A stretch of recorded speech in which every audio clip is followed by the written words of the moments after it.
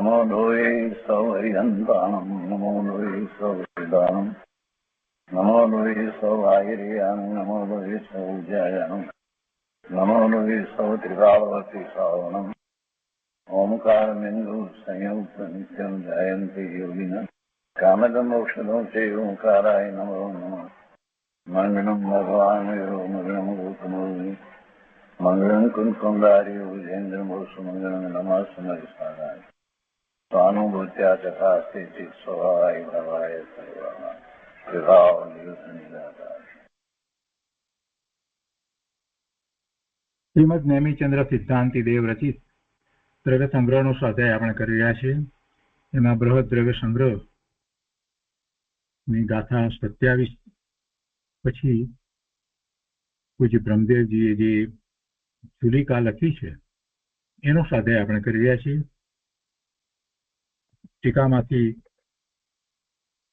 પૂજ્ય બ્રહ્મદેવજીએ ચુલિકાનો જે વિસ્તાર કર્યો છે એ બધું આપણે વાંચનમાં લીધું છે અને હવે એની ઉપર પૂજ્ય ગુરુદેવ કાંજી સ્વામીના જે પ્રવચનો છે એમાંથી આપણે આગળ સ્વાધ્યાય કરીએ છીએ.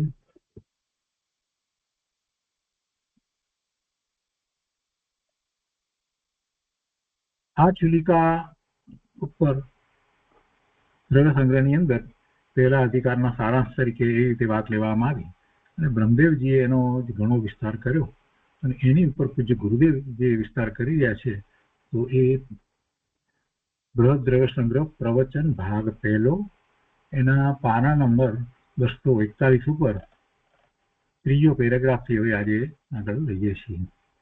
એટલે એમાં વાત આવે છે કે કારણની વાત આવે છે. કારણ શબ્દની વ્યાખ્યા કરે છે, ત્યાંથી આગળ લઈએ છીએ.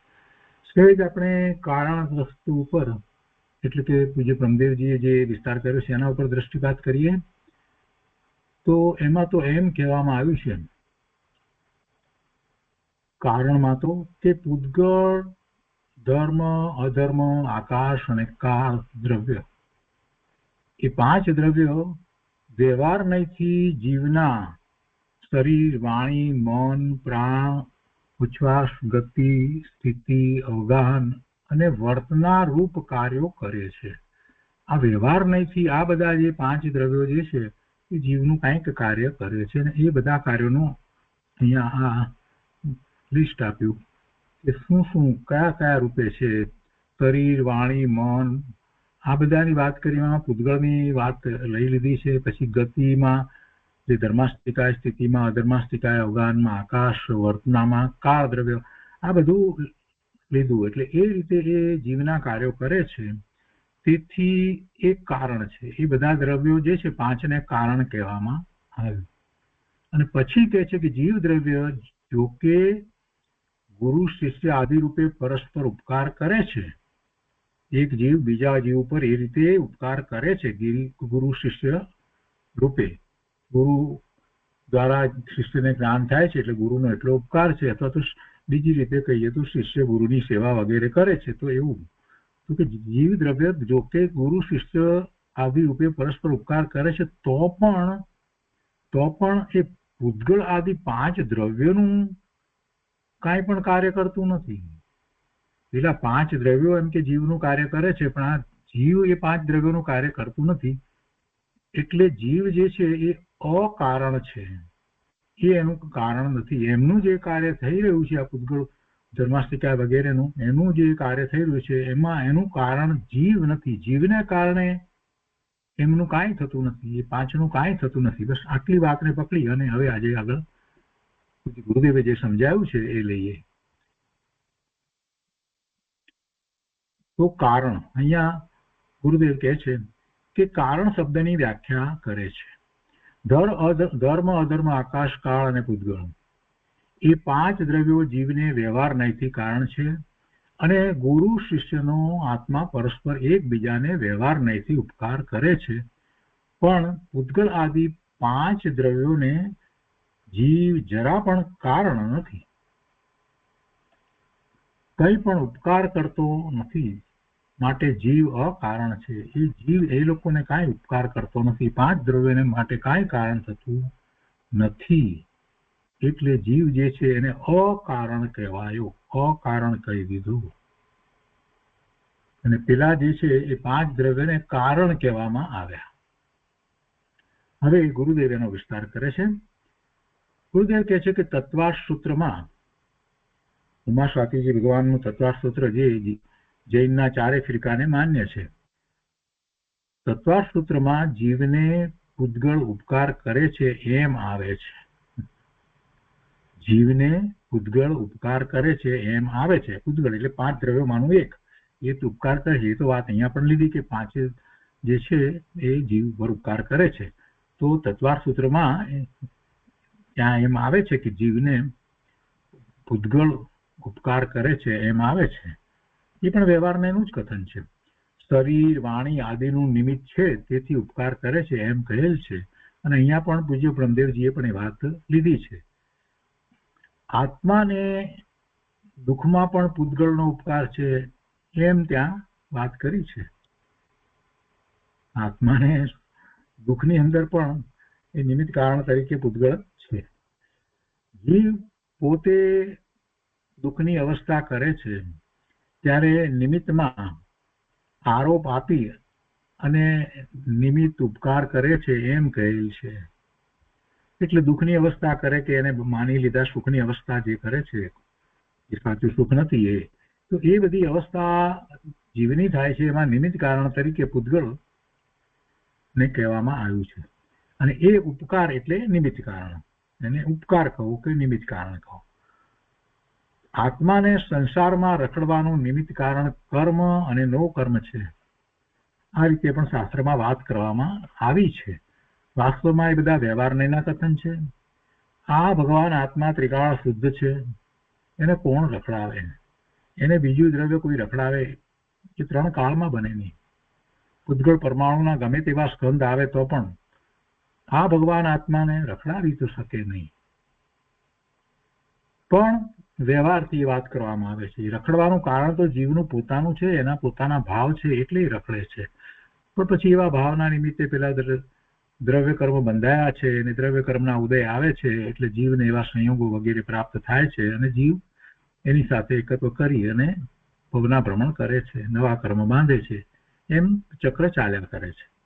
એટલે આત્માને સંસારમાં રખડવાનું નિમિત્ત કારણ કર્મ અને નો કર્મ છે.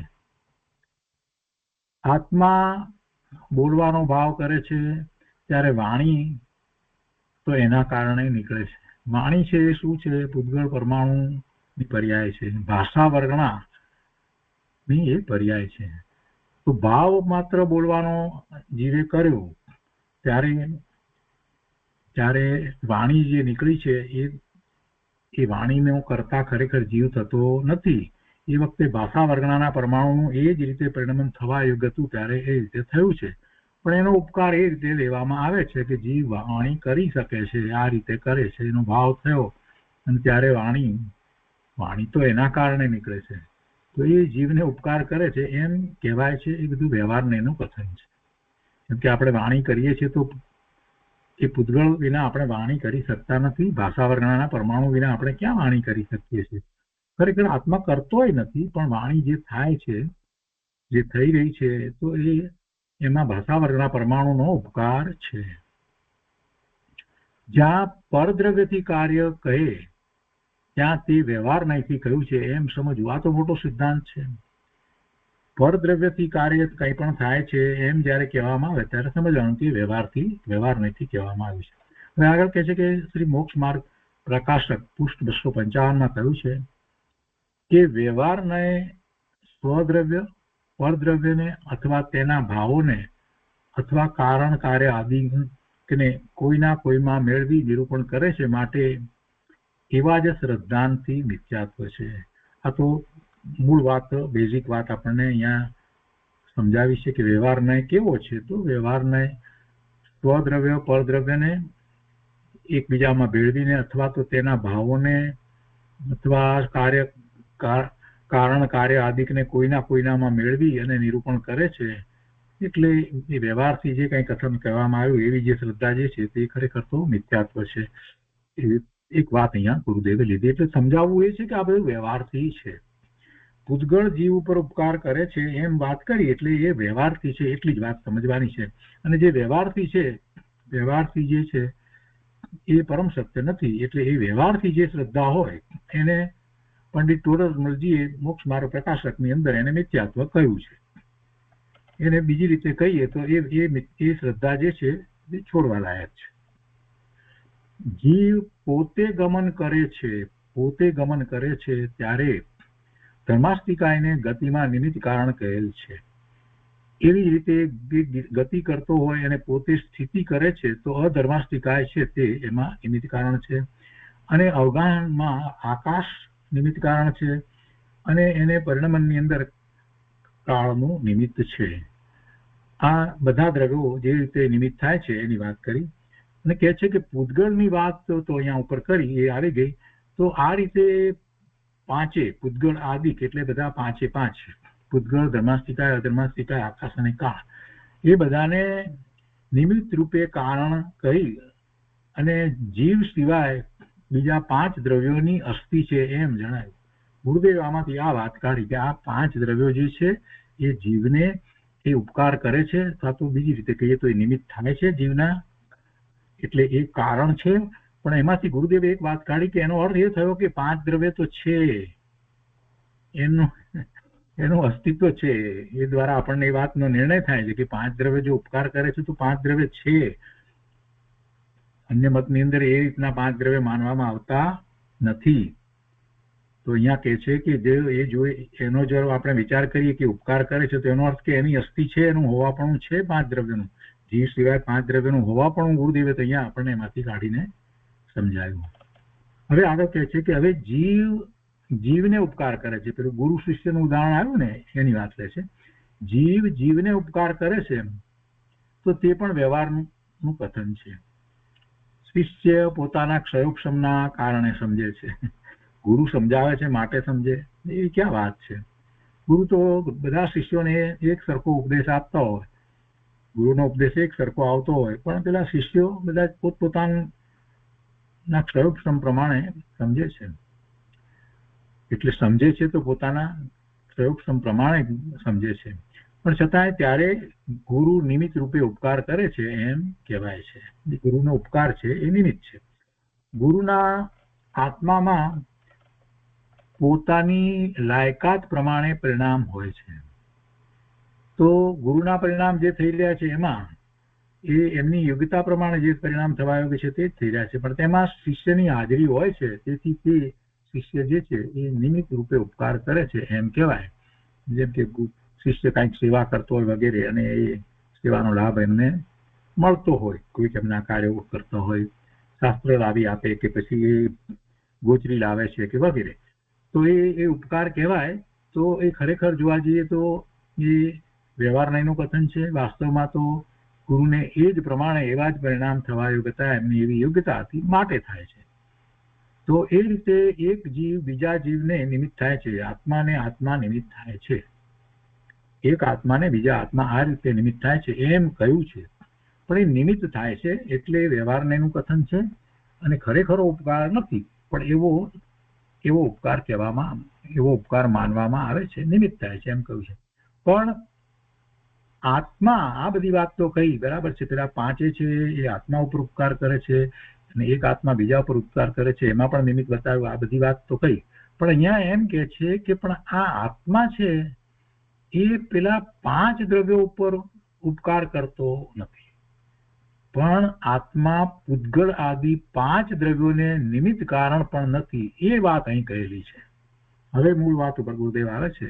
આમાં ગુરુદેવે ઘણું બધું આપણને સમજાવવાનું છે કે આત્મા પેલા પાંચના, એમાં મુખ્ય તો પૂતગળ સમજવાનું, ધર્માસ્તિકાય, અધર્માસ્તિકાય, આકાશ ને કાળ, એની ઉપર તો શું ઉપકાર કરે એ તો દેખાતા નથી, ખ્યાલમાં આવતા નથી. પણ પૂતગળ ઉપર ઉપકાર કરે છે, પૂતગળના કાર્યો કરે છે, એવું જીવને અનાદિનું મિથ્યાત્વ ચાલી આવ્યું છે. અહીંયા એ કહે છે કે પાંચમાંથી કોઈ ઉપર આત્મા કાંઈ ઉપકાર કરતો નથી, એટલે એનું કોઈ કારણ થતો નથી. એ પાંચેના પરિણમન, એના ફેરફારો અને પૂતગળના તો વળી ક્ષેત્રાંતર પણ થાય, તો એ બધાની અંદર આત્મા કારણભૂત નથી, આત્મા એનું કારણ થતો નથી, એ નિમિત્ત કારણ નથી, એમ અહીંયા તો વાત કરવી છે. કે છે કે આત્મા પૂતગલ આદિ 5 દ્રવ્યોને નિમિત્ત કારણ પણ નથી. એ વાત અહીં કહેવી છે. શુક્ર એ વાત કરવી છે.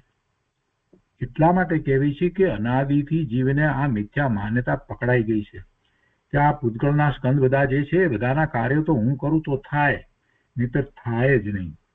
આ મોટર કાંઈ એમને બની જાય છે? આ કોમ્પ્યુટર એમને બને છે? આ બધું બન્યું છે તો કોણે બનાવ્યું? અમે તો બનાવ્યું છે. અને તમે કહો છો કે બધું એમને પૂતગલનું કાર્ય થઈ જાય છે. આ જ મોટી ભૂલ થઈ રહી છે ને. આ વાત જ જે જીવોને સમજાતી નથી ને. એ દ્રષ્ટિ આખી બદલવાની છે, દ્રવ્ય દ્રષ્ટિ કરાવવી છે. આ જે પર્યાય દ્રષ્ટિ જે છે, પર્યાય આધીન દ્રષ્ટિ જે જીવની છે એ છોડાવવી છે. એટલે અહીંયા એ વાત મુખ્ય કરીને લીધી છે કે આત્મા આ બધા પૂતગલ આદિ 5 દ્રવ્યોને કારણ થતો નથી, નિમિત્ત કારણ પણ થતો નથી. એના કાર્યો પૂતગલ આદિ 5 દ્રવ્યો પોતાના કાર્યો કરે છે, સ્વયં કરે છે. અને આ સ્વયં 5 દ્રવ્યો પોતાનું કાર્ય કરે છે એ વાતને લે તો એને ખ્યાલ આવે કે જગત આખું સ્વયં પોતે પોતાથી પરિણમી રહ્યું છે. એમાં જીવને કાંઈ કરવા પણ છે નહીં, જીવ કરી શકતો નથી. એટલે અકર્તા ભાવ આવે અને જીવને પછી એની દ્રષ્ટિ સ્વરૂપ તરફ જાય. એ વાત છે. તો હવે આગળ લઈએ છીએ. એ વાત હવે આગળ આવશે. ગુરુદેવ કહે છે કે કેવળ જ્ઞાનમાં જ્ઞેય તરીકે 5 દ્રવ્યો નિમિત્ત છે. જો એ વાત પણ અહીંયા લીધી નથી. એટલે જીવની ઉપર ઉપકારની વાત જે 5 દ્રવ્યોની લીધી છે ને, તો અપેક્ષાથી એ વાત લીધી છે. અહીંયા તો આ વાત નથી લીધી, બીજી રીતના ઉપકાર લેવામાં આવ્યા છે. જીવ ઉપર 5 દ્રવ્યોના એ ઉપકાર લીધા છે. એને થોડાક વધારે વિસ્તાર કરીને ગયા છે પેલા. તો કે કેવળ જ્ઞાનમાં જ્ઞેય તરીકે 5 દ્રવ્યો નિમિત્ત છે. કેમ કે એનું જ્ઞાન થાય છે એટલે એ નિમિત્ત છે. પણ એ વાત અહીંયા લીધી નથી. પૂતગલને નિમિત્ત રૂપે પણ જીવ કારણ નથી, એ વાત અહીંયા ચાલે છે. આપણે જાણીએ છીએ કે જીવને જેવા ભાવ થાય છે એ પ્રમાણે કર્મને રજકણો બંધાય, કર્મ રૂપે બંધાય છે. તો જીવના ભાવ જે છે, જીવના ભાવ એ પૂતગલ દ્રવ્ય કર્મ બંધાવવામાં એને કારણ તો થયું ને, નિમિત્ત કારણ તો થયું ને. પણ એ વાત અહીંયા નથી લીધી. ગુરુદેવ એ બધી સ્પષ્ટતાઓ કરે છે. પૂતગલને નિમિત્ત રૂપે પણ જીવ કારણ નથી. બસ આ વાત લીધી છે. શરીર, વાણી, કર્મ આદિને નિમિત્ત રૂપે આત્મા કારણ નથી. શરીરના હલનચલન થાય છે તો એ પૂતગલનું હલનચલન થયું ને, તો એને માટે કારણ જીવનો ભાવ હોવો જોઈએ કે નહીં? જીવનો ભાવ હોય નહીં તો શરીર ચાલે કેવી રીતે? જીવનો ભાવ હોય નહીં તો વાણી નીકળે કેવી રીતે? તો એ બધા શરીર, વાણી એ જે છે એને તમે જળ કહો છો, પણ એનું પરિણમન ચોખ્ખું દેખાય છે. તો એને માટે કારણ તો જીવ છે તો છે ને. તો જીવ એને કારણ થયો કે ન થયો? જીવ એને કારણ થયો કે નહીં? એ નિમિત્ત રૂપે કહેવાય કે નહીં? તો કે છે કે ના, એ વાત નથી. એ બધાના પરિણમન સ્વતંત્ર રીતે થાય છે. એનો નિમિત્ત તરીકે એવો ઉપચાર કરવામાં ભલે આવે, પરંતુ ખરેખર આત્મા એનું કારણ નથી થતો. એ મૂળ વાત નિશ્ચય નથી જે છે એને જ પકડવાની છે કે આત્મા એ બધાનું કારણ થતો નથી. એ વાત નિશ્ચય નથી, એમ જ છે. વાણીના કારણે નીકળે છે અને શરીરના હલનચલન એના કારણે થાય છે, એમ જ વાતને પકડવાની છે. એમ જ્યાં સુધી નિશ્ચયની વાતને પકડવામાં નહીં આવે ત્યાં સુધી આ જીવ વાણીનો કરતા થશે અને શરીરના હલનચલનનો પણ કરતા થશે. અને એથી આગળ વધીને બાહ્યમાં જે બધા પદાર્થો છે ને, કાર, કોમ્પ્યુટર વગેરે, એનોય કરતા થશે. એટલે એ દ્રષ્ટિ એની છૂટશે નહીં.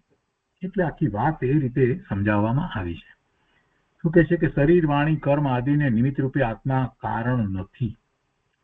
જીવ અને પૂતગલ અરસપરસ નિમિત્ત રૂપે કારણ હોવા છતાં અહીં તો એમ કહેવું છે કે જીવ તેને કારણ નથી. છે તો એવું આપણે જોઈએ છીએ, અને એવું કેટલાય શાસ્ત્રમાં એ વાત આવી છે કે જીવ પૂતગલને અને પૂતગલ જીવને અરસપરસ કારણ રૂપે, એટલે નિમિત્ત કારણ રૂપે આપણને ખ્યાલમાં આવે છે. છતાં પણ એને અહીંયા એમ કેવું છે કે જીવ જે છે એ પૂતગલને માટે કારણ થતો નથી. હવે એક બાજુ આપણે એમ કહીએ કે જીવને જેવા ભાવ થયા તો એ ભાવ જે છે એ પેલા દ્રવ્ય કર્મ બંધાવવામાં નિમિત્ત કારણ થયા. તો જીવ એને નિમિત્ત કારણ તો થયો, અને એવી જ રીતે પાછું આપણે એમ પણ કહીએ કે જે કર્મ બંધાયા છે એ કર્મના ઉદયો, જળ કર્મના ઉદયો આવ્યા, એ નિમિત્ત કારણે જીવને એવા શુભાશુભ ભાવ થયા. જેવા કર્મના ઉદય આવ્યા એના નિમિત્તે જીવને શુભાશુભ ભાવ થયા. એટલે અરસપરસ એ કર્મ અને જીવના ભાવ એ એકબીજાને નિમિત્ત કારણ તો થાય છે. આ વાત તો આપણે જાણીએ જ છીએ. તો પછી અહીંયા કેમ એમ કે છે કે ના, જીવ પૂતગળને, કર્મને, શરીરને બધાને કારણ થતો જ નથી, એમ કેમ કેવું છે? તો કે એ નિશ્ચયથી કેવું છે.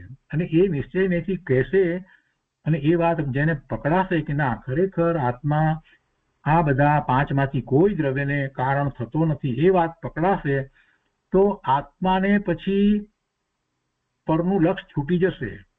અને એ વાત નહીં પકડાય અને હું કારણ થઉં છું તો પછી એમાં કર્તા ભાવ આવી જાય અને પછી એના તરફથી દ્રષ્ટિ છૂટે નહીં અને જીવ ત્યાં ને ત્યાં જ રોકાઈ રહે. આના કામ કરું ને તેના કામ કરું, શરીરને હું સારું રાખું, શરીરના કાર્ય જીવ કરી શકે છે. તો શરીરને સ્વસ્થ રહેવા માટે જીવનો ભાવ છે કે શરીરને સારું રાખવાનો જીવનો ભાવ છે, એટલે શરીર સારું રહે છે. જીવનો એવો ભાવ છે કે શરીરને એક્સરસાઇઝ કરાવવામાં આવે, યોગા કરાવવામાં આવે તો શરીર સારું રહે. એ ભાવ કોનો? જીવનો. તો એ ભાવ શરીરને તંદુરસ્ત રહેવા માટે નિમિત્ત કારણ થયો કે ન થયો? અહીંયા કહે છે કે ના, એ વાત તું મનમાંથી કાઢી નાખ. એ વખતે શરીરની એવી ક્રિયા થવાની હતી માટે થાય છે. જીવના ભાવને એને કાંઈ સંબંધ નથી. નિશ્ચયથી વસ્તુ સ્વરૂપને તું પકડ ભાઈ, નિશ્ચયની વાતને સ્વીકાર. શરીરના ભૂતગળના પરમાણુ એ એના કારણે જે થવા યોગ્ય ચેતિત એ રીતે પરિણમે છે. શરીરનું પરિણમન એના કારણે થાય છે. શરીરમાં તું કાંઈ કરી શકતો નથી, શરીરના કાર્યનું કારણ તું નથી. એ નિશ્ચયની વાતને સાધક જીવે પકડવાની છે. એ નિશ્ચયની વાતને સાધક જીવે સ્વીકારવાની છે. અને એવો સ્વીકાર થઈ જાય તો જ શરીર તરફનું લક્ષ છૂટે, નહીતર શરીર તરફનું લક્ષ છૂટે નહીં. વાણી તરફનું લક્ષ છૂટે નહીં. અમે વાણી કરીએ, અમે આવી વાણી કરીએ, અમે સરસ રીતે ગાઈ શકીએ છીએ. આ બધા ભાવ જે છે ને, પરના કરતાપણાના ભાવો એટલા માટે છે કે એ એનું કારણ છે. એવી એના અંદરમાં વાત, મિથ્યાત્વની વાત પડેલી છે. અનાદિથી એ મિથ્યાત્વ ચાલ્યું આવે છે. એને દૂર કરવા માટે અહીંયા તો નેમિચંદ સિદ્ધાંતિક દેવે આ વાત કરી છે. અને એ વાત એમણે કરી હતી એટલે એમણે ચુલિકામાં બીજી 2 ગાથાઓનો આધાર લઈ અને પૂજ્ય બ્રહ્મદેવજી એ વાતને કાઢી છે. એ ભાવ હતો એટલે કાઢ્યું છે, અંદરથી વાત નીકળી છે. અને ગુરુદેવ એ વાતને આપણને સમજાવે છે. તો કઈ અપેક્ષાએ વાત ચાલે છે એ રીતે સમજવું હંમેશા. ગોટાળા ના કરવા કે એક તરફ આમ ને બીજી તરફ આમ, ના, એમ નહીં. કઈ અપેક્ષાની વાત છે, કયા ન્યાયનું કથન છે, એ પ્રમાણે સમજવાનું છે. શું કહે છે કે શરીર, વાણી, કર્મ આદિને નિમિત્ત રૂપે આત્મા કારણ નથી, તો નિશ્ચયથી ખરેખર કારણ નથી. બીજી તરફ કહે છે કે જીવ અને પૂતગળ અરસપરસ નિમિત્ત રૂપે કારણ છે. અને એમ કારણ હોવા છતાં અહીંયા ના પાડી છે. અહીં તો એમ કેવું છે કે જીવ તેને કારણ નથી. બીજી જગ્યાએ જે કહ્યું છે વ્યવહાર નયના કથન છે. અહીંયા જે કહેવામાં આવ્યું છે એ બીજી અપેક્ષાથી વાત ચાલે છે. ઘટપટ આદિમાં જીવ કારણ નથી, ઘટપટ આદિને આત્મા કરતો નથી. તો શું છે? તો કે આત્મા એનો જાણનાર છે. એ બધું બને છે, થાય છે, ઘડો બને કે રોટલી બને, જે બનવું હોય તે બને, એને ખરેખર તો એ કરતો નથી. રોટલી બનવામાં સ્ત્રીની ઈચ્છા અને યોગ, એવો યોગ, તો એ નિમિત્ત રૂપે પણ કારણ નથી. એમ અહીં કેવું છે. એ એક ક્યાંક નિમિત્ત તરીકે કહેવામાં આવ્યું છે, તો એ વ્યવહાર નયનું કથન છે, સમજાવવા માટે કહેવામાં આવ્યું છે. પણ અહીંયા તો વધારે સ્પષ્ટ વાત કરવી છે કે નિશ્ચયથી તો રોટલીના કારણે થાય છે. સ્ત્રીની ઈચ્છા થઈ એટલે રોટલી થાય એવી વાત જ નથી. સ્ત્રીની તો ઈચ્છા થાય, લાડવા બનાવવાની ઈચ્છા થાય, પણ કે લાડવા નથી બનતા એ વખતે સંયોગો જેવા નથી હોતા. અહીંયા કે છે કે જીવના કારણ વિના બધા પૂતગળો પરિણમી રહ્યા છે. બધા પૂતગળો જીવના કારણ વિના પરિણમી રહ્યા છે. કેટલાય બધા પૂતગળો પરિણમી રહ્યા છે. બધામાં ક્યાં જીવનું કારણ છે? જરાક વિચાર કરીએ આપણે તો ખ્યાલ આવે. આ બધા સૂર્યના પ્રકાશ ને ચંદ્રના પ્રકાશ ને આ બધું જે છે ભૂતગળ નથી તો બીજું શું છે? એ જીવને કારણે છે. આ વાદળો અને વાદળની ગર્જનાઓ ને આ બધું જે થાય છે, અને પાણીના જે અવાજો, ખળખળ અવાજ, જે ઝરણાના અવાજો ને આ બધું જે છે તે કોઈ એમાં જીવ કારણ છે? ત્યાં તો આપણે કહેતા નથી કે ના હું એનું કારણ છું, નથી કહેતા. દરિયાની અંદર તોફાન થાય છે, સુનામી થાય છે, અને બધું આ બધું નુકસાન બધું જે થઈ રહ્યું છે એમાં જીવ કારણ છે? ના, ત્યાં તો આપણે કહેતા નથી કે ના જીવ કારણ છે, એના કારણે જ થઈ રહ્યું છે. તો એ બધા પૂતગલના પરિણામોને આપણે પોતે પણ સ્વીકાર્યા છે કે એના કારણે થઈ રહ્યા છે, એમાં જીવ કારણ નથી. તો એ જ વાતને અહીંયા ધર્મની વાતની અંદર સ્વીકારવાનો પ્રસંગ આવે ત્યારે કેમ આપણે ભૂલી જઈએ છીએ? એમાં કેમ આપણે વિભાગ પાડી દઈએ કે અમુકમાં હું કારણ ને અમુકમાં નહીં ને વગેરે વગેરે વગેરે? ભાઈ, પૂતગલ છે તો પૂતગલનું કાર્ય પૂતગલ જ કરે છે. એક સિદ્ધાંતને પકડ ને, આ સિદ્ધાંતને જ્યાં સુધી નહીં પકડવામાં આવે ત્યાં સુધી પરનું કર્તૃત્વ જીવને છૂટશે જ નહીં, અને એમાં જ રચ્યો પચ્યો રહેશે, જીવન આખું એમાં વિતાવી દે છે. ગુરુદેવ કહે છે કે એ વાતને તો પહેલા નક્કી કર, એમ પરથી ભેદ જ્ઞાન કરાવે છે કે આત્મા એનું કારણ નથી, પૂતગળો પોતે જાતે પરિણમી રહ્યા છે, એ વાતને નક્કી કર. એમ કે છે જીવના કારણ વિના બધા પૂતગળો પરિણમી રહ્યા છે, એ વાતને નક્કી કર, એ વાતને તો પહેલા નક્કી કર, એમ અહીંયા પરથી ભેદ જ્ઞાન કરાવે છે. એના કારણ વિના પરિણમી રહ્યા છે એટલે એનાથી પૂતગલથી ભગવાન આત્મા જુદો છે, અને ભેદ જ્ઞાન થતા સમ્યક દર્શન થાય છે. આ વાત છે, એટલે અહીંયા આ રીતે વાત પૂજ્ય બ્રહ્મદેવજીએ લીધી છે. બહુ સુંદર વાત છે પ્રભુ. અહીંયા કહે છે કે પૂતગલના કાર્યમાં ઉપાદાન કારણ તો પૂતગલ પોતે છે, એટલે ઉપાદાન કારણ જીવ નથી, પણ એમાં નિમિત્ત કારણ પણ જીવ નથી. એ જે દ્રષ્ટિ આપણને આપી એની પાછળનું આ રહસ્ય છે કે જીવને એનું લક્ષ છૂટે, તેથી જીવ અકારણ છે. ખરેખર નિશ્ચયથી એનું કારણ થતો નથી, જીવ અકારણ છે. અને પેલા પાંચે દ્રવ્યને કારણ કયા અને અહીંયા આને અકારણ કહ્યું, તો એમાંથી આ અધ્યાત્મ આપણને બતાવવામાં આવ્યું છે. હવે એનો જ વિસ્તાર આગળ ફરીથી ગુરુદેવે બીજા દિવસના પ્રવચનમાં કર્યો છે, તે જ આપણે ઝડપથી લઈશું. કારણ 6 દ્રવ્યો પોતપોતાના કારણે પરિણમે છે, એવું વ્યવહાર જ્ઞાન પણ જેને નથી તેને તો દ્રવ્ય સ્વભાવની ખબર જ નથી. 6 દ્રવ્યો પોતપોતાના કારણે પરિણમે છે, આ તો મોટામાં મોટી બેઝિક વાત છે. અને એવું વ્યવહાર, એને તો ગુરુદેવ કહે છે કે એ તો વ્યવહાર જ્ઞાન છે, તો એવું વ્યવહાર જ્ઞાન પણ જેને નથી તેને દ્રવ્ય સ્વભાવની ખબર જ નથી. દ્રવ્ય શું ને ગુણ શું ને પર્યાય શું એની જ ખબર નથી. કેટલા બધા વર્ષો વીતી જાય ત્યાં સુધી તો દ્રવ્ય ગુણ પર્યાયનો રાસ વાંચવાની આજ્ઞા જ ગુરુ તરફથી ન મળે. આ વાત તમને જયારે જાણવા મળી ત્યારે તો બહુ જ આશ્ચર્ય થયું હતું કે ના, એ બધાને ન હોય, દ્રવ્ય ગુણ પર્યાયનો રાસ ન વંચાય. ગુરુ આજ્ઞા કોને આપે? તો કે 8-10 વર્ષ થઈ ગયા દીક્ષાના ત્યાર પછીથી. પહેલા બીજું બધું ઘણું બધું હોય. આપણે તો દ્રવ્ય ગુણ પર્યાયથી તો શરૂઆત જ કરીએ છીએ. અહીંયા એ બેઝિક વસ્તુ જ્યાં સુધી જાણવામાં ના આવે ત્યાં સુધી કોની વાત કરી રહ્યા છીએ? જીવ જીવ આ તે બધું કરીએ, પણ કોણ જીવ એટલે શું એ જ ભાન ન હતો. પૂતગળ એટલે શું એ ભાન નથી, તો કર્મને કેવી રીતે જાણ્યા? એટલે વાત આખી ત્યાંથી શરૂ થાય. ગુરુદેવ પણ એમ કે છે કે 6 દ્રવ્યો ને પહેલા માનવા, અને 6 દ્રવ્યો પોતપોતાના કારણે પરિણમે છે. તો આ વાત, આવું જ્ઞાન, વ્યવહારિક જ્ઞાન પણ જેને નથી તેને તો દ્રવ્ય સ્વભાવની ખબર જ નથી. દરેક દ્રવ્યની વર્તમાન પર્યાય સ્વતંત્ર છે, એમ યથાર્થ શ્રદ્ધા જ્ઞાન જેને નથી તેને દ્રવ્યની સ્વતંત્રતાની વાત બેસતી નથી. તેને દ્રવ્યની સ્વતંત્રતાની વાત ક્યાંથી બેસે? વર્તમાન પર્યાય સ્વતંત્ર થાય છે એનો અર્થ જ એ થયો કે પરિણમન સ્વતંત્ર થઈ રહ્યા છે. એટલે એ પેલું દ્રવ્ય જે છે એ પણ સ્વતંત્ર છે, એના પરિણામ બીજું કોઈ કરાવતું નથી. એક દ્રવ્ય બીજા દ્રવ્યના પરિણામ કરાવતું નથી. જીવમાં નૈમિતિક દશા પોતાના કારણે થાય છે. નૈમિતિક દશા એટલે શું? નૈમિતિક દશા એટલે જીવની જે પર્યાય બદલાય જે છે એ દશા એ એની પોતાની દશા છે, અને એ વખતે આપણે કોઈને નિમિત્તનો આરોપ આપીએ તો આને નૈમિતિક દશા કહેવાય. અને નિમિત્ત ઉપાદાન એ રીતે સમજીએ તો જીવ એ ઉપાદાન કારણ કહેવાય. અને એની જે દશા થઈ એમાં બીજું સામે જે કઈ ઉચિત નિમિત્ત હોય એને નિમિત્તનો આરોપ આપવામાં આવે. બીજું જે દ્રવ્ય જે પરિણમી રહ્યું હોય, જીવ હોય કે બીજું હોય, એમાં 5 દ્રવ્યો જે છે એ નિમિત્ત કારણ થાય છે એમ કહેવાનું છે. એ વાત આપણે ઠીક છે કે 5 દ્રવ્યો જે છે એ જીવની જે દશા પલટાય છે એમાં 5 દ્રવ્યો એક અથવા બીજા કારણે એ નિમિત્ત થઈ રહ્યા છે. પૂતગળ પણ નિમિત્ત થાય છે, ધર્માસ્તિકાય અધર્માસ્તિકાય, ગતિ અને સ્થિતિમાં એમ નિમિત્ત થાય છે, પરિણમનમાં કાળ નિમિત્ત થાય છે. પણ એ બધું જે છે નિમિત્ત થાય છે તો એટલે જીવની જે પર્યાય છે એને નૈમિતિક કહેવાય. તો એમ જીવની નૈમિતિક દશા પોતાના કારણે થાય છે ત્યારે એ પૂતગળ આદિ 5 દ્રવ્યને નિમિત્ત કહેવાય છે. અને તેથી એ 5 દ્રવ્યોને કારણ કયા, નિમિત્ત કારણ કહું કે કારણ એને કહેવામાં આવ્યા. હવે આ પહેલી વાત હતી.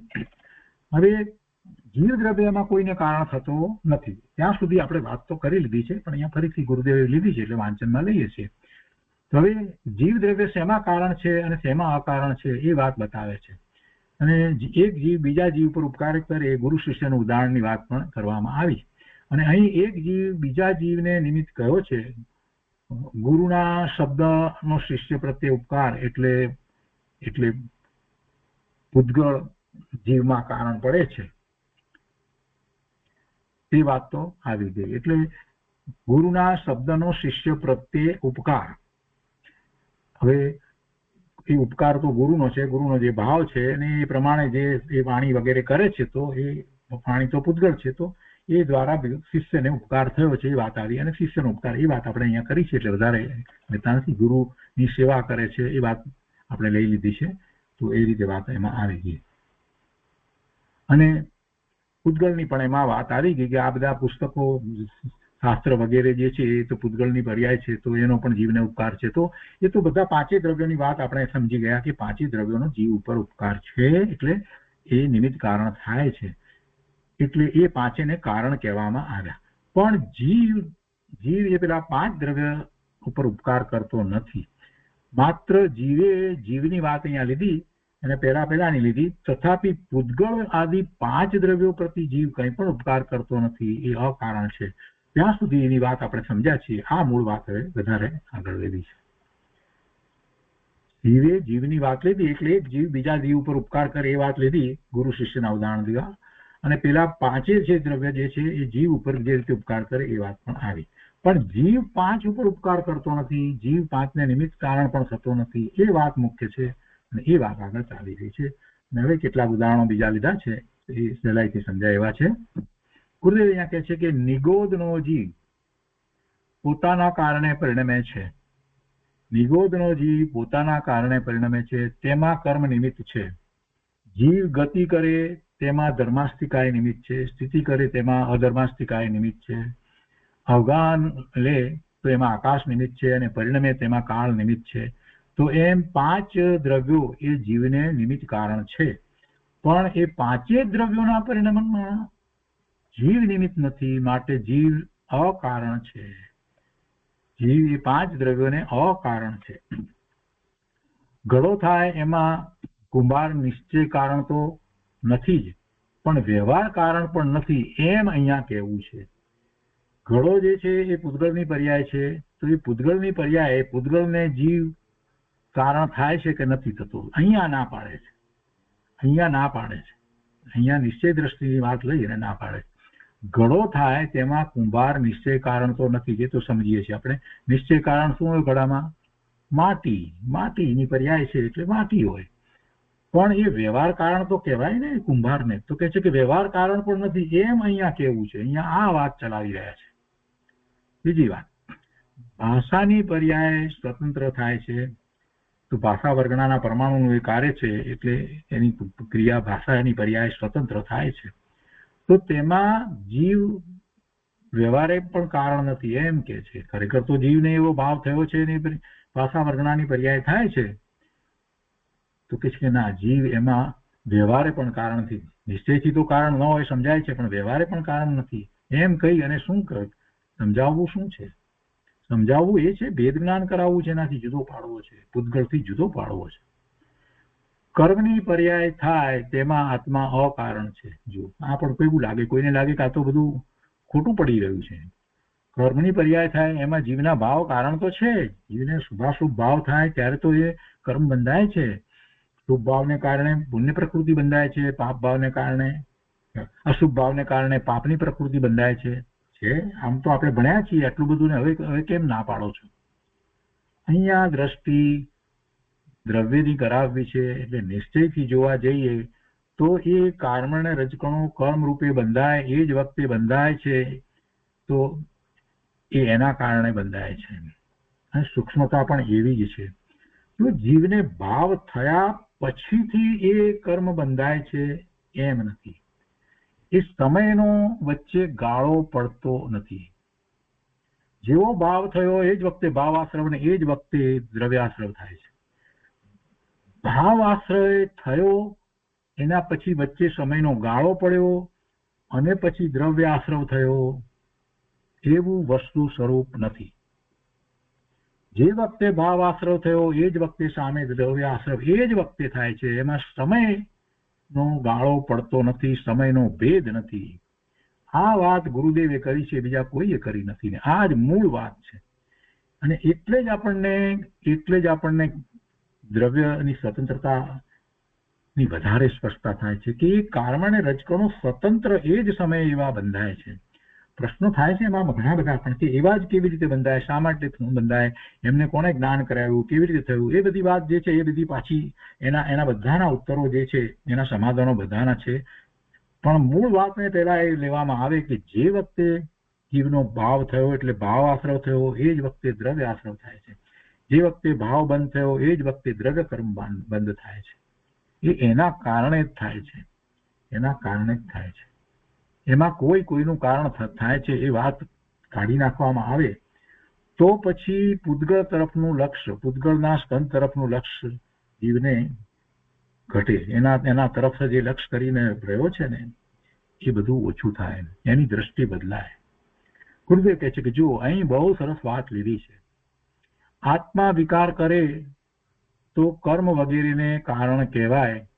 જે આપણે કહીએ છીએ વિકાર થયો તો કે ભાઈ કર્મના ઉદય હતા, તો એમાં તો ગુરુદેવે સ્પષ્ટ કર્યું કે ભાઈ એ જળ કર્મો આત્માને વિકાર કરાવતા નથી, એનો પોતાનો દોષ છે. એ વખતે કર્મના ઉદય છે એને નિમિત્ત કહેવું હોય તો ભલે કહો, પણ એ વખતે પણ જો આત્માએ જો ધાર્યું હોત તો વિકાર ન કરત. શું કરવા વિકાર કર્યો એને? કર્મે આવીને એને કઈ જબરદસ્તી વિકાર કરાયો છે? અરે એને વિકાર કરવો તો એટલે વિકાર કર્યો. કોઈ આપણને અશુભ ભાવે કરાવે છે? અરે પેલો ગાળ બોલ્યો એટલે પછી હું ક્રોધિત થઈ ગયો, મને ક્રોધ આવ્યો, એટલે પેલા એ ગાળ બોલી અને મને ક્રોધ કરાવે એમ? અરે ભાઈ, આ મુનિઓને ગાળ બોલે છે લોકો, તો મુનિ તો કઈ ક્રોધ કરતા નથી. મુનિ લોકોને ગાળ બોલવા વાળા હોય, અનાડી એવા જંગલની અંદર લોકો, તો શું મુનિ ક્રોધ કરે છે? તો એ તો છે નહીં. તો પછી ક્રોધ ના કરવો હોય તો ના કરે. એટલે કોઈ પણ કર્મનો ઉદય જે છે એ કે બીજું કાંઈ પણ જીવને વિકાર કરાવે એવું તો વસ્તુનું સ્વરૂપ જ નથી.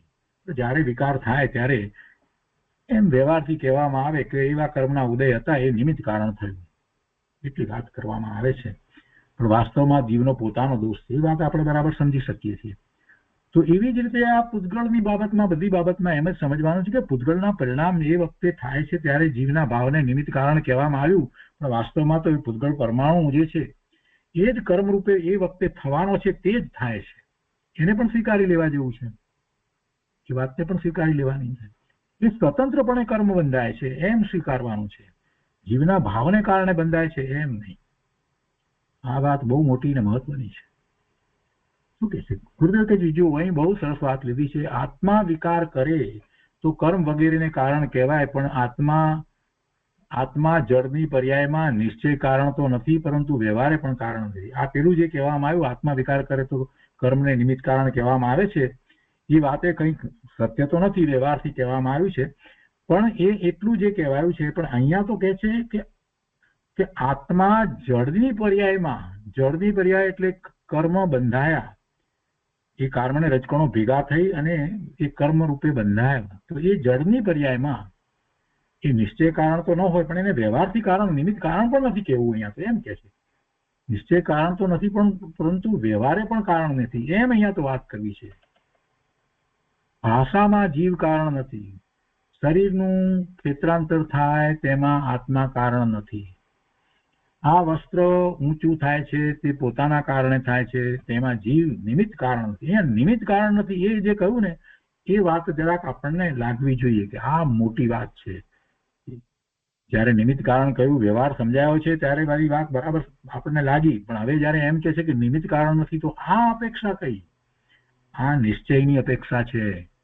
આ નિશ્ચયની અપેક્ષા છે ને આ અપેક્ષા એ વસ્તુ સ્વરૂપને સ્વીકારવાનું છે, નિમિત્ત કારણ પણ નથી.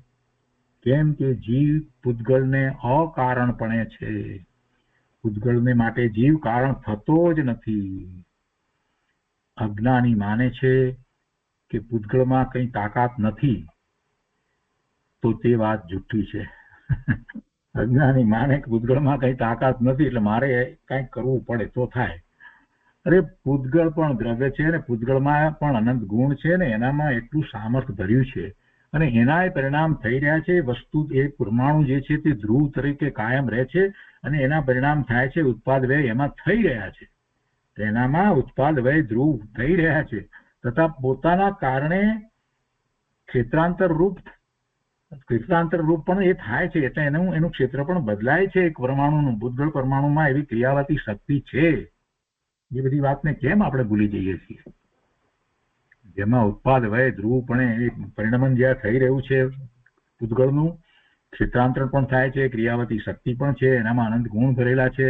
આ બધી વાતને યાદ કરીએ તો આપણને થાય કે એ બધું સ્વતંત્ર રીતે પોતે કરે, એ જ્ઞાન ન કરે પણ એના કાર્યો ન થાય એમ કેમ માની લેવાય? પ્રશ્ન થયો અહીંયા. આજે પેલી કાપડની વાત લીધી એટલે કે આ કાપડ હાથથી ઉપાડેલું દેખાય છે ને એમ કે કપડું તમે કેમ ના પાડો છો? સમાધાન આપે છે કે ના, કાપડ એના કારણે ઉપડે છે અને અહીં પૂતગળ નિમિત્ત છે તે પણ વાત લીધી નથી. આમાં કાપડમાં બે વાત એક રીતે એ રીતે આવે કે પૂતગળ ને પૂતગળ નિમિત્ત થાય છે, હાથ એ પૂતગળ છે એટલે એ પણ નથી વાત. અને દરેક પૂતગળનું જે રૂપાંતર થવું, ક્ષેત્રાંતર થવું, કર્મ રૂપે થવું, ભાષા રૂપે થવું, અન્ય કોઈ પણ પર્યાય રૂપે થવું, એ બધું પોતાના કારણે છે. એમાં જીવ વ્યવહાર કારણ પણ નથી. જીવ વ્યવહાર કારણ પણ નથી. આ વાત ચાલી રહી છે. નિશ્ચય કારણ તો ન હોય સમજાય પણ વ્યવહાર કારણ પણ નથી. એક દ્રવ્યની પર્યાય બીજા દ્રવ્યની પર્યાયનો કરતા તો નથી, એ તો વાત આપણે સમજીએ છીએ. પણ અહીં જીવના વ્યવહારની પણ ના પાડે છે. જીવને આવો વ્યવહાર છે જ નહીં એમ કેવું છે. પરના કાર્યોરૂપ જીવનો વ્યવહાર જે છે એનો નિષેધ કરી અને આપણને આચાર્ય ભગવાન ભેદ જ્ઞાન કરાવવા માંગે છે. જીવ બીજાની અવસ્થામાં કારણ નથી. બીજા એટલે આ પાંચે દ્રવ્યો જે છે એની અવસ્થામાં જીવ કારણ થતો નથી. જીવ આ પાંચે દ્રવ્યોની જે અવસ્થાઓ થાય એમાં કારણ થતો નથી. ને બીજા પાંચ દ્રવ્યમાં ચાર દ્રવ્યની અવસ્થા તો આપણને કાંઈ દેખાતી નથી. પૂતગળની અવસ્થાઓ દેખાય છે તો કે છે કે એમાં કારણ નથી. અજ્ઞાની સંયોગ દ્રષ્ટિથી જુએ છે એટલે એને એ બધું લાગે છે. અજ્ઞાની સંયોગ દ્રષ્ટિથી જુએ છે તેથી અહીં કહે છે કે એક વાર નિર્ણય કરે કે પૂતગળ આદિની અવસ્થા સ્વતંત્ર થાય છે તેમાં જીવ કારણ નથી એવો નિર્ણય કર ભાઈ. તું અજ્ઞાનીની જેમ સંયોગ દ્રષ્ટિથી જોવાનું બંધ કર અને જીવ જે છે એ કારણ થતો નથી. પાંચમાંથી કોઈ દ્રવ્યના કાર્યમાં એ કારણ થતો નથી. એક વાર નિર્ણય કરે કે પૂતગળ આદિ એ પાંચે દ્રવ્યોની અવસ્થા સ્વતંત્ર થાય છે તેમાં જીવ કારણ નથી. જીવ કારણ નથી. આ સૂર્ય ઉગે છે, પ્રકાશ આવે છે, એમાં જીવ કારણ છે? નથી. આ પાણી વહી રહ્યું છે નદીમાં, એમાં જીવ કારણ થાય છે? નથી થતું. પાણીની વરાળા થઈને વાદળા બંધાય છે એમાં જીવ કારણ થાય છે? નથી થતું. વરસાદ આવે છે એમાં જીવ કારણ થાય છે? નથી થતું. આ બધું ઘાસ વગેરે બધું ઉગી નીકળે છે એમાં જીવ કારણ થાય છે? નથી થતું. એમાં એકેન્દ્રિય જીવ છે એને એ જીવને ત્યાં એવી અવસ્થા થવાની છે એટલે થાય છે. પણ એ બધું જે કંઈ થઈ રહ્યું છે, આ રસ્તા ભીના થઈ ગયા, આ પલળી ગયું, આ ગરમી વધી, આ ગરમી ઓછી થઈ, આ ઠંડી થઈ, આ પાણી જે હતું ત્યાં પહાડ ઉપર એ બધું એ બરફ રૂપે થઈ ગયું, આ બધામાં જીવ કારણ થાય છે. તો આ તો બધું આપણને સહેલાઈથી સમજાઈ જાય છે. આ બધું આપણને સમજાઈ જાય છે. તો પછી દરેક વસ્તુને એ જ રીતે સમજવાની છે કે જીવ એ બધાના કારણ થતો નથી ને આ શરીરના એ કારણ થતો નથી. શરીરના જે પરિણામો થઈ રહ્યા છે, યોગ થઈ રહ્યો છે, યોગાસનો થઈ રહ્યા છે, કસરત થઈ રહી છે, બધું થાય તો થાય, ભલે થાય, એનું કારણ જીવ નથી. પણ ત્યાં એ એમ પકડીને બેસી જાય છે, જીવે ઈચ્છા કરી, જીવે ભાવ કર્યો માટે થયું, વગેરે વગેરે વગેરે. અરે ભાઈ, જીવ તો ઘણી ઈચ્છા કરે છે, બધું ક્યાં થાય છે? પક્ષઘાત થયો છે, લકવો પડ્યો છે અને પથારીમાં પડ્યો છે અને સામે ગુરુદેવ પધારે છે, તો એને ઉભા થઈને વંદન કરવાનું મન થાય છે, પણ ક્યાં કરી શકે છે? કરી શકતો નથી. જો એ શરીરના કાર્યો કરી શકતો હોત તો કરી શકે કે ના કરી શકે? એનું કારણ થઈ શકતો જ નથી. જીવના કાર્યો, શરીરના કાર્યોનું કારણ ક્યાં થાય છે? આ રોગ થાય છે શરીરની અંદર, એના એ કઈ એને ઈચ્છા હતા તો થયા છે? જીવે ઈચ્છા હતા તો થયા છે? આ શરીર ગરડું થાય છે, એના ફેરફારો બધા થાય છે, જીવની ઈચ્છા પ્રમાણે થાય છે, જીવના ભાવ પ્રમાણે થાય છે? ક્યાં થાય છે? શું થાય છે? આ શરીરમાં જીવ ઈચ્છે એમાંનું શું થાય છે? કાંઈ થતું નથી. જે થવા યોગ્ય છે તે જ થાય છે. આટલા વર્ષોથી આ જીવ જોઈ રહ્યો છે કે આ શરીરની અંદર ફેરફાર થતા થતા થતા એ બાળકથી માંડીને અત્યારે વૃદ્ધ થયો, ગરડો થયો, ત્યાં સુધીના બધા ફેરફારો એને જોયા છે. આટલા 70 વર્ષ સુધી એને એ બધા ફેરફારો પોતે જોયા છે. એને એ રોકી નથી શક્યો, અને હજી એને એમ કરતા બુદ્ધિ પડી છે કે શરીરના કાર્યો મારી ઈચ્છા પ્રમાણે થાય, જીવની ઈચ્છા પ્રમાણે થાય.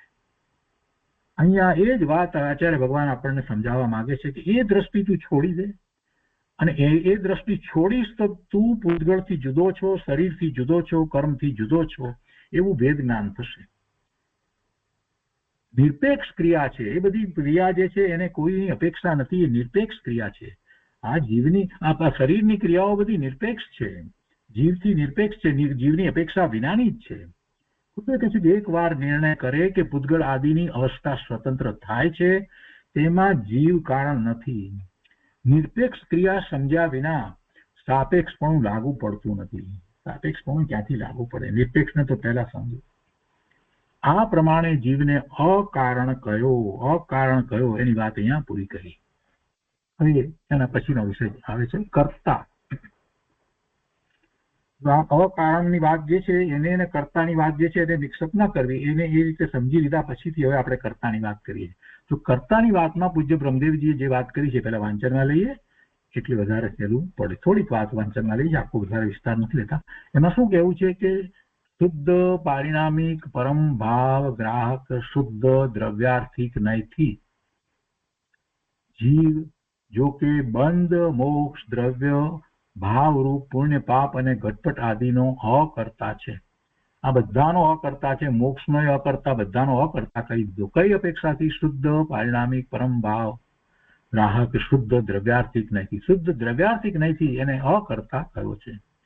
તો પણ અશુદ્ધ નિશ્ચયથી શુભ અને અશુભ ઉપયોગ રૂપ પરિણમીને પુણ્ય પાપ બંધનો કરતા અને તેના ફળનો ભોગતા થાય છે. એ અશુદ્ધ નિશ્ચય નહીંથી થાય છે. આટલી વાતને યાદ રાખીને હવે ગુરુદેવે જે વિસ્તાર કર્યો છે એને આપણે લઈએ છીએ.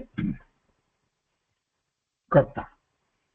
ગુરુદેવ અહીંયા કહે છે કે હવે કર્તાની વાત કહે છે. શુદ્ધ દ્રવ્યાર્થિક નહીંથી જીવ બંધ મોક્ષના કારણભૂત દ્રવ્ય ભાવરૂપ પુણ્ય પાપનો તથા ઘટપટ આદિનો કરતા નથી. શુદ્ધ દ્રવ્યાર્થિક નહીંથી તો એ નથી, ઘટપટ આદિનો પણ કરતા નથી. શુદ્ધ દ્રવ્યાર્થિક નહીંથી જયારે એના ભાવનો જ કરતા નથી, શુભાશુભ ભાવનો કરતા નથી, તો પછી ઘટપટ આદિનો કરતા તો ન જ હોય. સમ્યક દર્શન પોતે વિતરાગી નિર્મળ પર્યાય છે, પણ તેનો ધ્યેય પરમ સ્વભાવ ભાવ છે. સમ્યક દર્શન એ વિતરાગી પર્યાય છે, એ જીવની પર્યાય છે.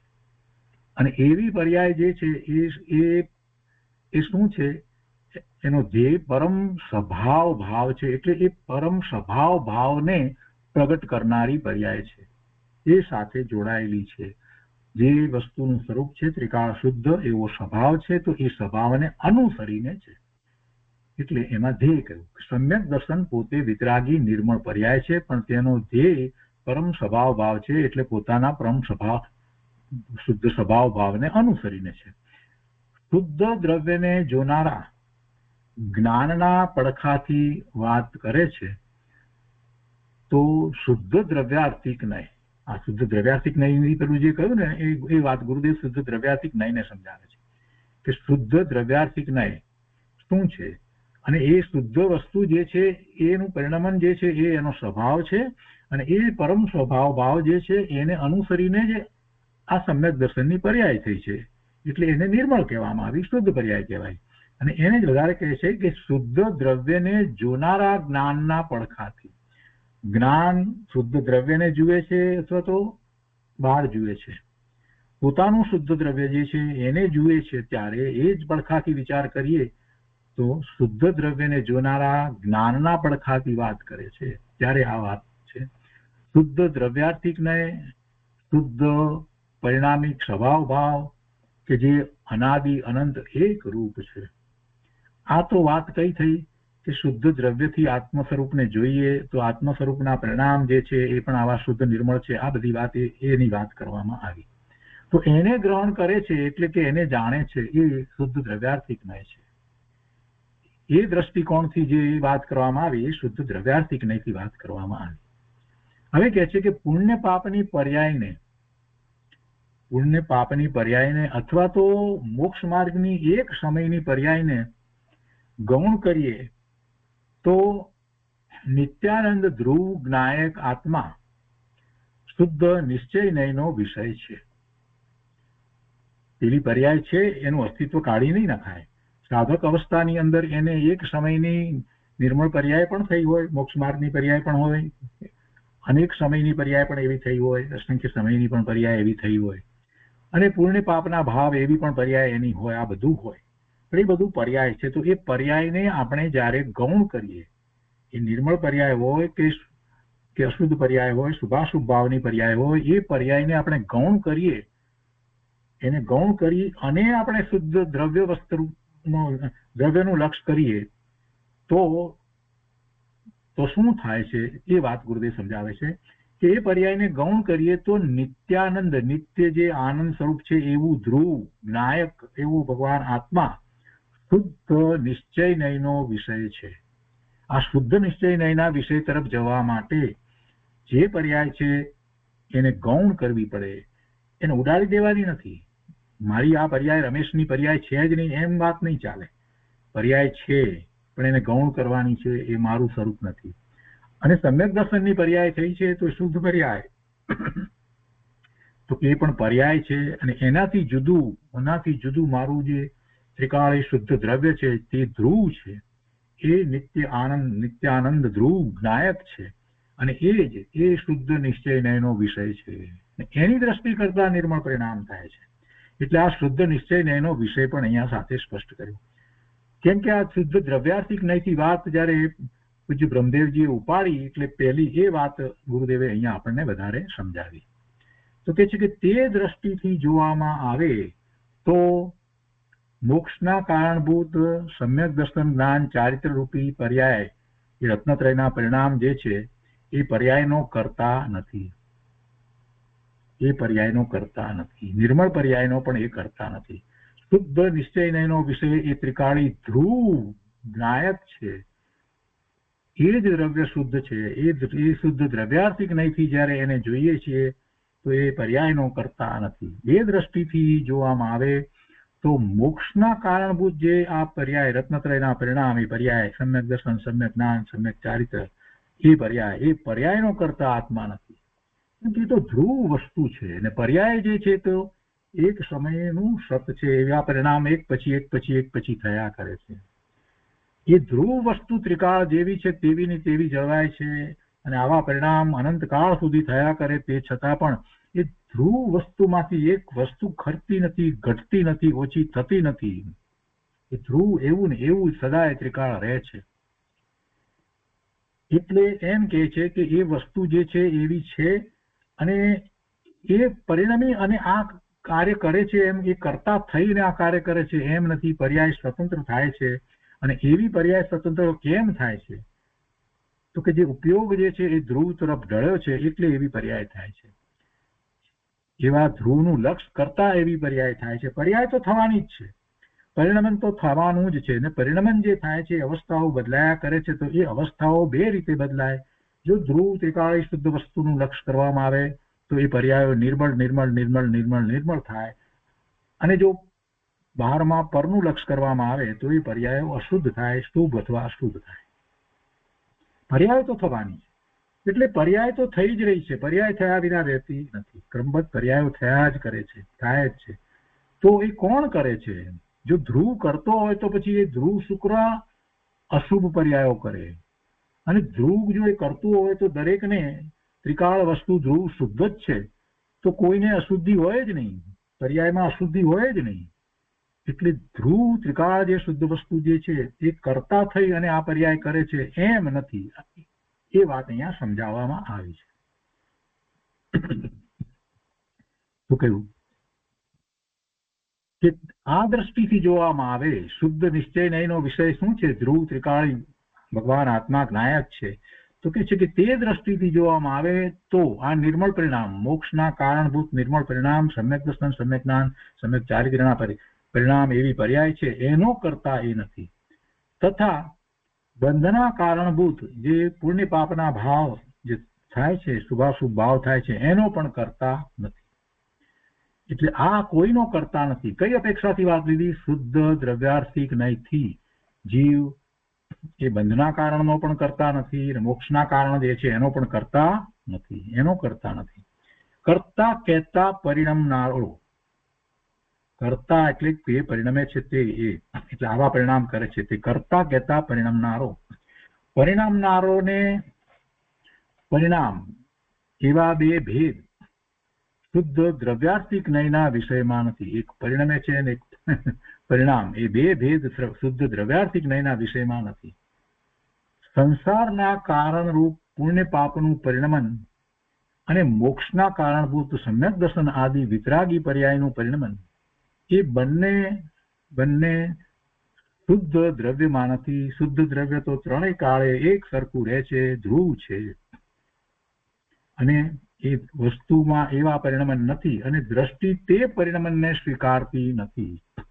એટલે શ્રદ્ધા, દ્રષ્ટિ કહેતા અહીંયા શ્રદ્ધા, એ પરિણમન જે છે એને શુદ્ધ દ્રવ્યમાં છે એમ સ્વીકારતી નથી, શુદ્ધ દ્રવ્યમાં નથી. એ બંને શુદ્ધ દ્રવ્યમાં નથી, અને દ્રષ્ટિ તે પરિણમનને સ્વીકારતી નથી. દ્રષ્ટિ એમ એને સ્વીકારતી નથી.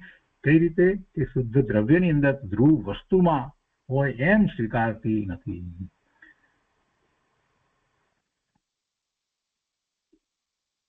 શુદ્ધ દ્રવ્યાર્થિક નયનો વિષય ધ્રુવ પદાર્થ છે, અને પરિણમન અથવા ઉત્પાદ વ્યય એ વ્યવહાર નયનો અથવા અશુદ્ધ નિશ્ચય નયનો વિષય છે. પરિણમન અથવા ઉત્પાદ વ્યય પર્યાયના થાય છે, એને જ આપણે પરિણમન કહીએ છીએ. એ વ્યવહાર નયનો અથવા અશુદ્ધ નિશ્ચય નયનો વિષય છે. એ શુદ્ધ દ્રવ્યાર્થિક નયનો વિષય નથી. શુદ્ધ દ્રવ્યાર્થિક નયનો વિષય તો ધ્રુવ પદાર્થ છે. દરેક પદાર્થમાં ત્રણ અંશો એક સાથે છે.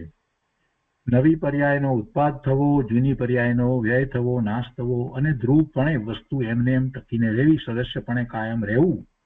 એમ ઉત્પાદ વ્યય ધ્રુવ યુક્તમ સત છે, એવું અસ્તિત્વ છે. તેમાંથી ઉત્પાદ વ્યય તે પરિણમન રૂપ છે, એટલે બદલે છે, અને ક્ષણિક છે, એક રૂપ રહેતા નથી. તેથી તે વ્યવહાર નય અથવા અશુદ્ધ નિશ્ચય નયનો વિષય છે. ઉત્પાદ વ્યય છે એ વ્યવહાર નયનો વિષય અથવા અશુદ્ધ નયનો વિષય એટલા માટે કહે છે કે ક્ષણિક છે, એ બદલે છે. ત્યારે ધ્રુવ છે, ધ્રુવ તો સદસ્ય એક સરખું એવું ને એવું રહે છે.